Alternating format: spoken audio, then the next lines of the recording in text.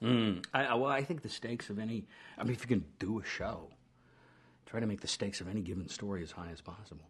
Whether it's, whether it's in on a large scale of, oh my God, the building's going to blow up, or whether it's on the small scale, if something really matters to somebody that you've come to care about, one of those characters. I'm a big believer in let's make the stakes as high as we can as we go along. I think that's just going to make the viewing experience more compelling for the audience.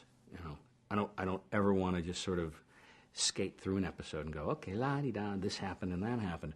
And hopefully, hopefully we'll be able to maintain that kind of sense of it always being loaded, like the weapon being loaded rather than just empty of shells.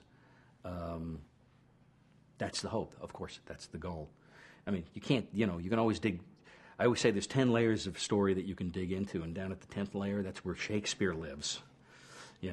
The further you can dig through the sedimentary layer, the deeper and richer the story gets. If we're really lucky, sometimes we get to a 6.